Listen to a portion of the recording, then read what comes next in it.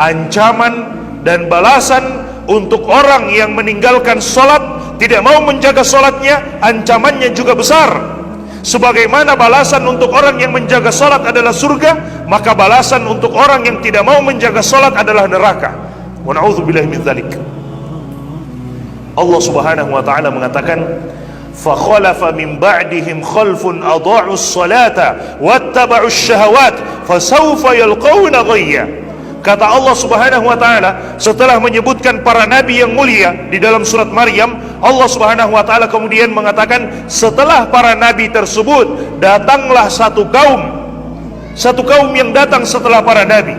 Apa ciri-ciri mereka? Allah Subhanahu wa taala katakan adha'us shalah, mereka suka menyia-nyiakan salat, mereka suka meninggalkan salat, mereka tidak mau memperhatikan salat, mereka anggap salat ini hanyalah main-main. Mereka anggap salat itu tidak lebih penting daripada gaji dan penghasilannya. Wattaba'us syahawat, dan mereka lebih mementingkan apa yang diinginkan oleh hawa nafsunya.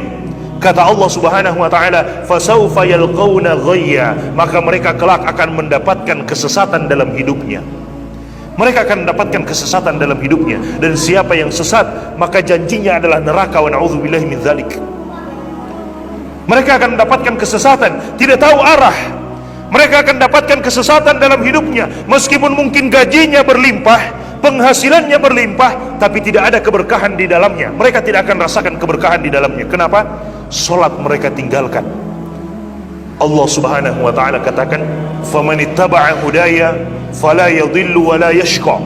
Siapa yang mau mengikuti petunjuk hidayahku, maka dia tidak akan tersesat dan dia tidak akan menderita, kata Allah Subhanahu wa taala.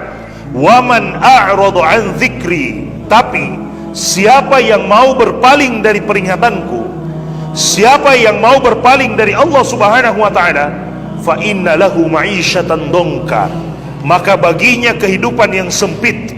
Wa nahsyuruhu yaumal qiyamati a'ma, dan dia akan dibangkitkan pada hari kiamat dalam keadaan buta. Padahal dulu di dunia dia bisa melihat, tapi di hari kiamat dia dibangkitkan dalam keadaan buta. Maka orang ini mengatakan, qala rabbi lima hasyartani a'ma wa qad kuntu basira.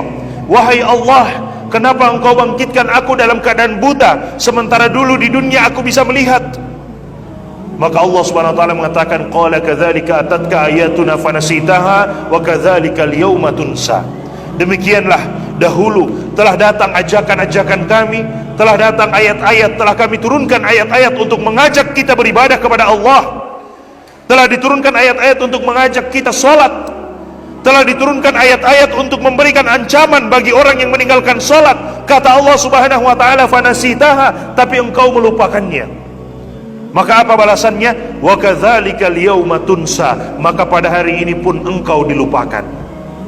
Maka pada hari ini pun engkau dilupakan. Jemaah sekalian, ketika kita meninggalkan Allah, ketika kita tidak mau sholat, padahal sholat itu adalah bentuk kita ingat kepada Allah Subhanahu wa ta'ala. Ketika azan dikumandangkan, hayya 'alas sholah, ayo kita mendirikan sholat. Hayya 'alal falah, ayo kita menuju kepada kemenangan. Kemudian kita lupa dengan Allah, kita tidak mau ingat dengan Allah Subhanahu wa ta'ala. Kelak balasannya pada hari kiamat, Allah juga akan melupakan kita. Wa na'udzubillahi min dzalik. Allah akan melupakan kita karena kita di dunia melupakan Allah Subhanahu wa ta'ala. Balasannya al-jaza'u min jinsil amal, balasan sesuai dengan apa yang kita lakukan.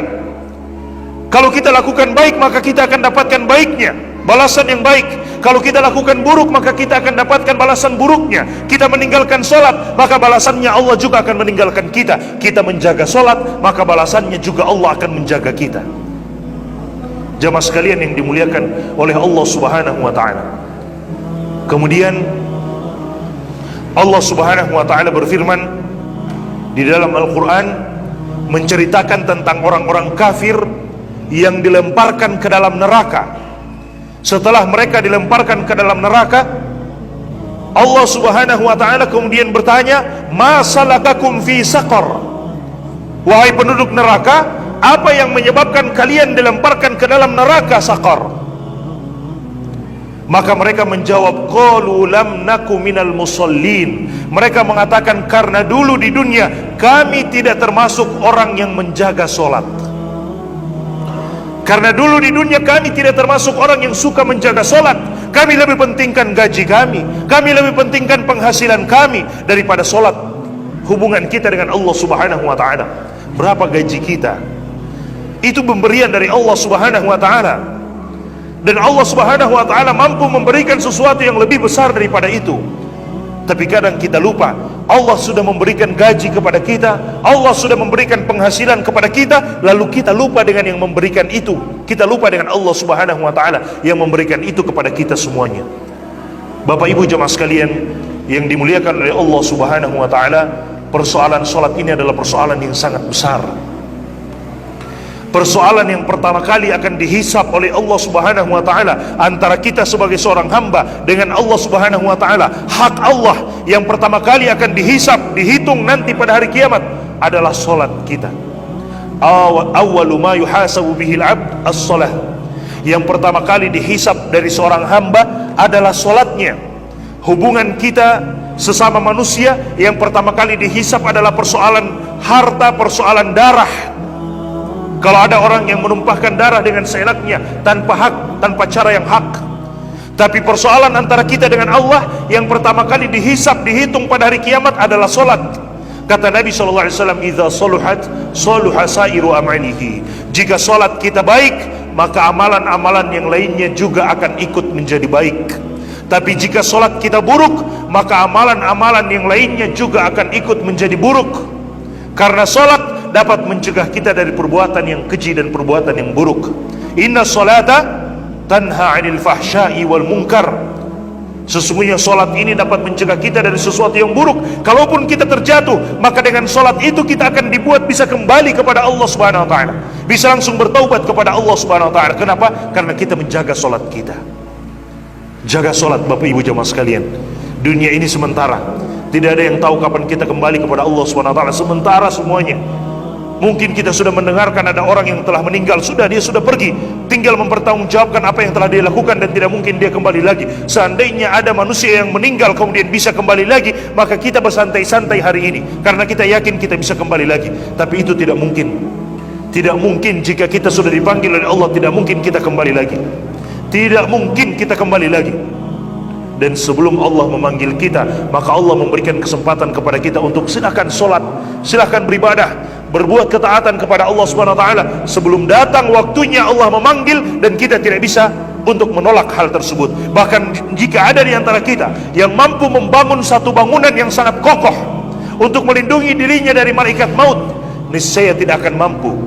Kata Allah Subhanahu wa ta'ala, walau kuntum fi burujin musyayyada, meskipun kita berada di dalam tembok-tembok yang kokoh, di dalam istana-istana yang kokoh untuk melindungi diri kita dari kematian, tidak mungkin kematian akan mendatangi kita. Kematian akan mendatangi kita. Tidak mungkin mereka bisa menjauh dan lari dari kematian tersebut. Maka sebelum kematian itu datang, solat. Sebelum kematian itu datang, beribadah. Sebelum kematian itu datang, berbuat ketaatan kepada Allah Subhanahu wa ta'ala. Karena pasti akan datang kematian itu, kita tidak tahu kapan akan datang. Karena itu merupakan rahasia dari Allah. Karena dia adalah rahasia, maka jangan pernah lalai. Boleh jadi ketika kita lalai, tiba-tiba kematian datang. Wa na'udzubillahi min dzalik. Boleh jadi ketika kita sedang lalai, tidak mau salat, tiba-tiba kematian itu datang kepada kita, dan kita tidak bisa berbuat apa-apa lagi pada waktu itu.